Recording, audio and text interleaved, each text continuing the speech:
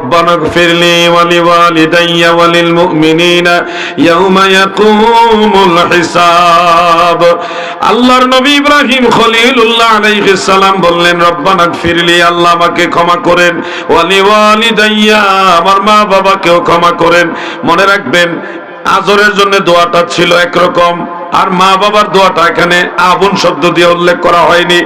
ওয়ালিদাইয়া, ওয়ালিদ মানে জন্মদাতা পিতা। ওয়ালিদ কোন চাচা হয় না, ওয়ালিদ দাদা হয় না। আবুন চাচা হয়, দাদা হয়, বাবাও হয়, কিন্তু ওয়ালিদ মানে জন্মদাতা পিতা। ইব্রাহিম আলাইহিস সালাম নিজের জন্মদাতা পিতার দোয়া করেছেন শেষ বয়সে কাবা ঘরের কাছে ইসমাইল নবীকে সাথে নিয়ে, রব্বানা গফিরলি ওয়া লিওয়ালিদাইয়া, আল্লাহ আমার মা বাবাকেও ক্ষমা করেন। অতএব ইব্রাহিম নবীর মা বাবা জান্নাতি, আমাদের নবীর মা বাবা জান্নাতি। সুবহানাল্লাহ।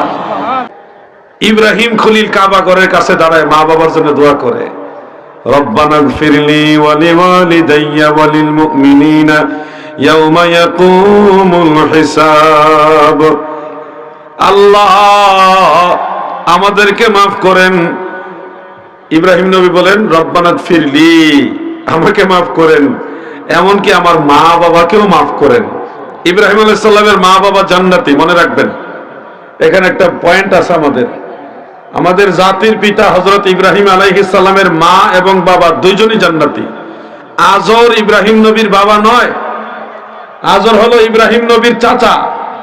আজর জাহান্নামে যাবে, এটা মনে রাখবেন সবাই, ভুল যেন না হয়। আমাদের অনেক ভাইরা কথায় কথায় উদাহরণ দেয়, ইব্রাহিম নবীর বাপেও জাহান্নামে যাইব, আবার অনেক সময় বলে আমাদের নবীও জাহান্নামে যাবে। নাউজুবিল্লাহ। খবরদার এগুলি বলবেন না। আমাদের নবীর বাবা জান্নাতি, নবীজির মাও জান্নাতি, ইব্রাহিম আলাইহিস সালামের মা বাবাও জান্নাতি। তবে ইব্রাহিম নবীর চাচা আজর জাহান্নামী। আজর ইব্রাহিম নবীর জন্মদাতা পিতা নয়, উনি ছিলেন চাচা, উনি মুশরিক ছিলেন। কোরআনুল কারীমের মধ্যে একটা আয়াতে কারিমা আছে, ইয ক্বালা ইব্রাহিম লিআবিহি আযার।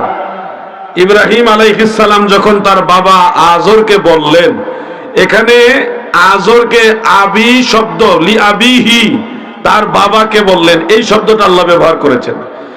মনে রাখবেন, এখান থেকে অনেকে ধরে নেন যে আজর হলো ইব্রাহিম নবীর বাবা। আসলে আজর ইব্রাহিম নবীর বাবা না। আল্লাহ তাআলা যে শব্দটা ব্যবহার করেছেন লি আবিহি, আবুন শব্দের অর্থ জন্মদাতা বাবাও হয়, চাচাও হয়, দাদাও হয়।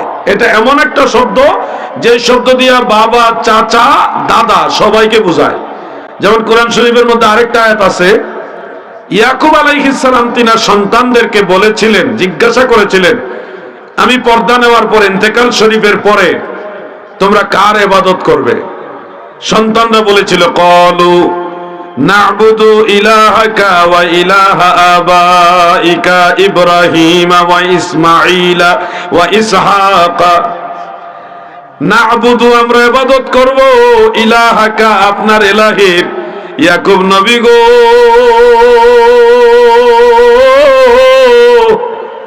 আমরা আপনার ইলাহির ইবাদত করব, ওয়া ইলাহা আবাইকা, আপনার বাবা যারা তাদের ইলাহির ইবাদত করব। এবার বাবা কারা? ইব্রাহিম ওয়া ইসমাঈলা ওয়া ইসহাকা, তিনজনকে বাবা বলা হয়েছে এখানে। ওয়া ইলাহা আবাইকা ইব্রাহিম ওয়া ইসমাঈলা ওয়া ইসহাকা, আপনার বাবা ইব্রাহিম, আপনার বাবা ইসহাক, আপনার বাবা ইসমাইল, তিনাদের ইলাহি যিনি, তার ইবাদত করব। দেখেন, ইয়াকুব নবীর জন্মদাতা পিতা হলো ইসহাক আলাইহিস সালাম, আর ইসমাইল নবী হলো ইয়াকুব নবীর চাচা, মানে বড় চাচা। আর ইব্রাহিম আলাইহিস সালাম ছিলেন হযরত ইয়াকুব আলাইহিস সালামের দাদা। দাদা, বড় চাচা এবং জন্মদাতা বাবা, তিনজনকে আল্লাহ তাআলা আবুন শব্দ দ্বারা পরিচয় করাইছেন। অর্থাৎ কোরআন থেকে বোঝা যায়, আবুন শব্দ দ্বারা বাবাও বোঝায়, চাচাও বোঝায়, দাদাও বোঝায়। এই জন্য ইয ক্বালা ইব্রাহিম লিআবিহি আযার, এই আবি শব্দ দ্বারা, আবুন শব্দ দ্বারা আযরকে মূলত জন্মদাতা বাবা বোঝানো হয়নি, বোঝানো হয়েছে চাচা। আর জন্মদাতা বাবার নাম কি? রাইসুল মুফাসসিরিন হযরত ইবনে আব্বাস রাদিয়াল্লাহু তাআলা আনহুমা, তাফসীরে নাসাফির মধ্যে উল্লেখ, জমহুর মুফাসসিরিনে কেরাম বলেছেন ইব্রাহিম নবীর জন্মদাতা বাবার নাম আজর নয় গো, তিনার জন্মদাতা পিতার নাম হলো তারেহ। তারেহ আরেকটা মতে হলো নাখুর। ইসলামের সঠিক কথাগুলি আপনাদের জানতে হবে। কথায় কথায় যদি বলে দেন ইব্রাহিম নবীর বাবা জাহান্নামে যাবে, তাইলে কিন্তু আপনি বিপদে পড়ে যেতে পারেন ভুল কথা বলার কারণে। ইব্রাহিম আলাইহিস সালামের চাচা আজর জাহান্নামে যাবে, ইব্রাহিম আলাইহিস সালামের বাবা জান্নাতি। একটা কথা আরেকটা কথা না বললে এটা পেছ থেকে যাবে। একটা আয়াত আছে মা কানা লিন-নাবিয়্যি ওয়াল্লাযীনা আমানু আইয়াস্তাগফিরু লিল মুশরিকিন ইলা আখির। আমার আল্লাহ তাআলা ইব্রাহিম আলাইহিস সালামকে উদ্দেশ্য করে বললেন কোন নবীর জন্য এবং ঈমানদারের জন্য উচিত নয় মুশরিকদের জন্য ইস্তেগফার করা। অর্থাৎ আজরের জন্য ইব্রাহিম নবী দোয়া করেছিলেন, ইস্তেগফার করেছিলেন, এটা আল্লাহ পছন্দ করলেন না, বলে দিলেন কোন নবী এবং মুমিনদের জন্য উচিত নয় মুশরিকের জন্য ইস্তেগফার করা। আজরের জন্য ইস্তেগফারের যে দরখাস্ত এটা আল্লাহ নাকচ করে দিলেন। মনে রাখবেন এই কথাগুলো। এটা ছিল ইব্রাহিম নবী যখন বালক, ওই নমরুদের আগুনের কুণ্ডলিতে পড়ার আগের ঘটনা এটা। এই যে ইব্রাহিম নবী তার চাচার জন্য দোয়া করেছিলেন এটা আল্লাহ নাকচ করলেন। এটা হলো ইব্রাহিম আলাইহিস সালামের যুবককালের ঘটনা, যখন যুবক উনি বালক ওই সময়। আর ইসমাইল আলাইহিস সালাম জন্ম হয়েছে ইব্রাহিম নবীর বয়স যখন 95 বেশি, 90 থেকে 95 বেশি হয়ে গেছে, শেষ বয়সে ইসমাইল আলাইহিস সালাম জন্ম। এরপর ইসহাক আলাইহিস সালাম জন্ম হয়েছে। ইসমাইল আলাইহিস সালামকে সাথে নিয়ে কাবা ঘরের পাশে দাঁড়িয়ে ইব্রাহিম আলাইহিস সালাম যে দোয়াটা করেছিলেন এই দোয়াটা আমি আপনাদের একটু আগে পড়ে শোনালাম। রব্বানা গফিরলি ওয়া লিওয়ালিদাইয়া ওয়া লিল মুমিনিনা ইয়াউমা ইয়াকুমুল হিসাব। আল্লাহর নবী ইব্রাহিম খলিলুল্লাহ আলাইহিস সালাম বললেন রব্বানা গফিরলি, আল্লাহ আমাকে ক্ষমা করেন, ওয়া লিওয়ালিদাইয়া, আমার মা বাবাকেও ক্ষমা করেন। মনে রাখবেন আজরের জন্য দোয়াটা ছিল একরকম, আর মা বাবার দোয়াটা এখানে আবুন শব্দ দিয়ে উল্লেখ করা হয়নি। ওয়ালি ওয়ালিদাইয়া, ওয়ালিদ মানে জন্মদাতা পিতা। ওয়ালিদ কোন চাচা হয় না, ওয়ালিদ দাদা হয় না। আবুন চাচা হয়, দাদা হয়, বাবাও হয়, কিন্তু ওয়ালিদ মানে জন্মদাতা পিতা। ইব্রাহিম আলাইহিস সালাম নিজের জন্মদাতা পিতার দোয়া করেছেন শেষ বয়সে কাবা ঘরের কাছে ইসমাইল নবীকে সাথে নিয়ে। রব্বানা গফিরলি ওয়া লিওয়ালিদাইয়া, আল্লাহ আমার মা বাবাকেও ক্ষমা করেন। অতএব ইব্রাহিম নবীর মা বাবা জান্নাতি, আমাদের নবীর মা বাবা জান্নাতি। সুবহানাল্লাহ। মা বাবার জন্য দোয়া করবেন, করবেন কিনা বলেন? এটা খোলো না ভাই, সবার মুখ খোলা, তুমি কি করোনার ডরান ডরাও নাকি? শুনেন ভাই আমার, আমাদের নবীর মা বাবাও জান্নাতি। অনেক ধরনের কথা আমাদের সমাজে প্রচলিত আছে। সহিহ মুসলিমের একটা হাদিস শরীফ দিয়ে আমাদের যুবকদেরকে অনেকে মিসগাইড করে। হাদিস বোঝার জন্য আলাদা কিছু জ্ঞান অর্জন করতে হয়। বাংলা অনুবাদ পড়লেই হাদিসের মূল ঘটনা জানা যায় না, মনে রাখবেন। মুসলিম শরীফের মধ্যে একটা হাদিস রয়েছে, হযরত আনাস রাদিয়াল্লাহু আনহু থেকে বর্ণিত। রাসূল আকরাম সাল্লাল্লাহু আলাইহি ওয়াসাল্লামের কাছে এক সাহাবী এসে বললেন, ইয়া রাসূলুল্লাহ আইনা আবি, নবী গো আমার বাবা কোথায়? নবীজি বললেন ফাকালা ফিন্নার, তোমার বাবা জাহান্নামে। ওই লোকটা যখন মন খারাপ করে চলে যাচ্ছিল, মুসলিম শরীফের আবরত আছে যে ইন্না আবি ওয়া আবাকা ফিন্নার, তোমার বাবা আমার বাবা দুজনেই জাহান্নামে। এই কথাটা মুসলিম শরীফে আছে। এটাকে কেন্দ্র করে আমাদের এই যুবকদেরকে এক ধরনের লোক আছে লামাযহাবী, তারা বলে দেখেন আল্লাহর নবী নিজেই বলছে নবীর বাবা জাহান্নামে, অতএব নবীর বাবা জাহান্নামী। এই ধরনের ওয়াজ কিন্তু আমাদের যুবকদেরকে শোনায়, ইউটিউবে পাওয়া যায়। মনে রাখবেন এখানে নবীজি যে শব্দটা ব্যবহার করেছে ইন্না আবি, আবুন দ্বারা চাচাও বোঝায়। নবীর চাচা আবু তালেবকে ইন্ডিকেট করা হয়েছে এখানে, নবীজির জন্মদাতা পিতাকে ইন্ডিকেট করা হয়নি। এমনকি হাদিস শরীফের এখানে আরেকটা ব্যাখ্যা আছে। এই ঘটনাটা যে সাহাবী এসে নবীজিকে জিজ্ঞাসা করলেন, নবীজি বললেন তোমার বাবা জাহান্নামে, এই ঘটনাটা অন্য সাহাবীরাও বর্ণনা করেছেন। হযরত ইবনে ওমর, হযরতে সাদ ইবনে আবি ওয়াক্কাস রাদিয়াল্লাহু তাআলা আনহুমা, ওনারা দুইজনে বর্ণনা করেছেন, যেটা ইবনু মাজাতেও আছে, মুসনাদুল বাজ্জারের মধ্যেও আছে। সেখানে উল্লেখ, ওই সাহাবী এসে বললেন, ইয়া রাসূলুল্লাহ আইনা আবি, আমার বাবা কোথায়? দয়াল নবীজি পরিষ্কার কিছু বললেন না যে তোমার বাবা জাহান্নামে, এটা বলেননি। এটা কিভাবে বলে?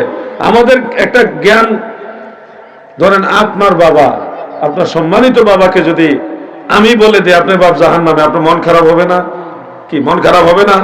বাপ যতই গুনাহগার হোক, বাপ যতই গুনাহগার হোক, কিন্তু আরেকজন যখন বলবে আপনার বাপ জাহান্নামে যাইবো, আপনি শুনতে কিন্তু খারাপ লাগবে। যে জিনিসটা আমাদের বেলায় আমরা এটা ভালো মনে করি না, এমন একটা কথা আল্লাহর নবী বলে দিবেন যে তোমার বাবা জাহান্নামে, এটা তো হয় না। নবীজি ওই সাহাবীর মনে এভাবে কষ্ট দিতে পারেন না, এটা ম্যাচিং হয় না।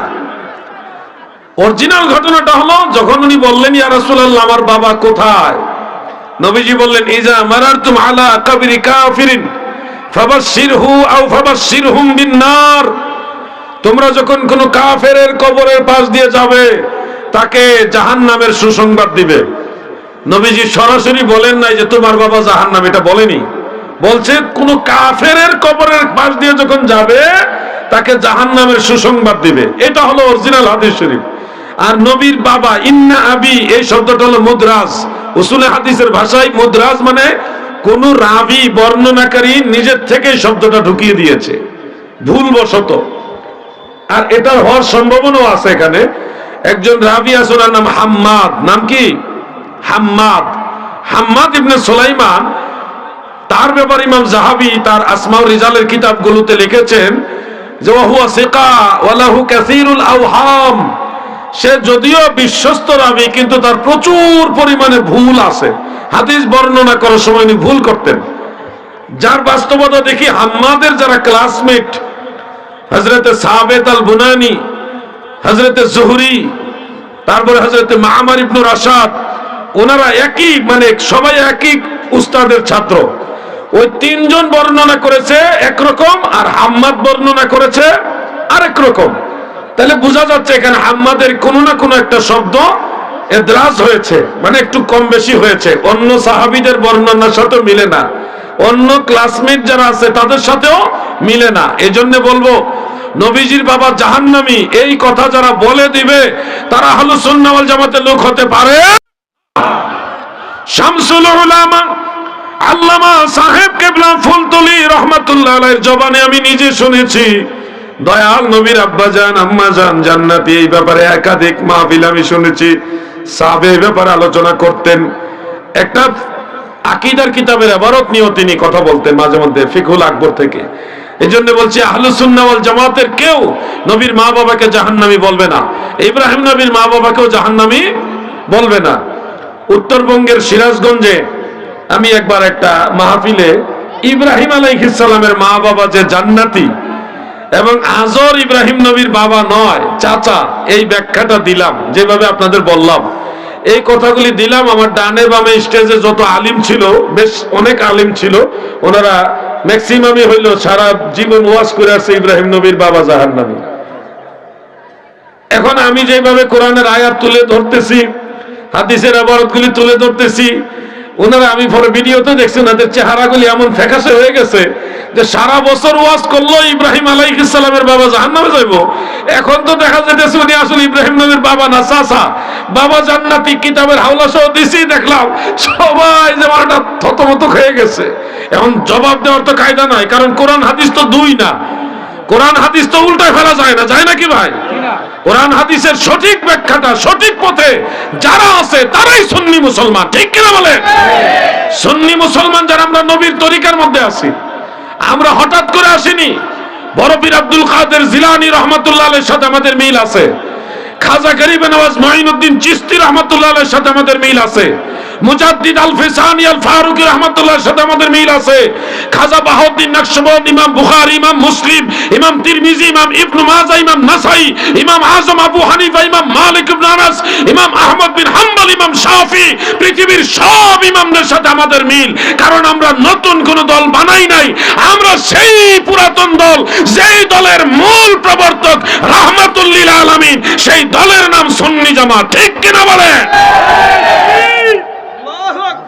ভাই আমার, নতুন দল যারা বানাইছে তাদের দলিল বানানো লাগে। আমরা তো নতুন না, আমাদের দলিল বানানো লাগে না, আমাদের দলিল আগেই আছে। আমি যে কথাগুলো বললাম প্রত্যেকটা কথা কোনো না কোনো ইমামের কিতাবে আমি দেখাইতে পারবো, কারণ আমার তো নতুন না। আপনি নতুন করে বললে নিজে একটা মতবাদ বানাইতে হবে। দাদু গো, অনুরোধ করে বলে যাই, মা বাবার প্রতি যত্নশীল হবেন, মা বাবার প্রতি রহমশীল হবেন। একটু সবাই মিলে একটু জিকির করেন, লা ইলাহা ইল্লাল্লাহ। মাশাআল্লাহ মাশাআল্লাহ, লা ইলাহা লা ইলাহা, পড়েন, জিকির করেন, ইল্লাল্লাহু লা ইলাহা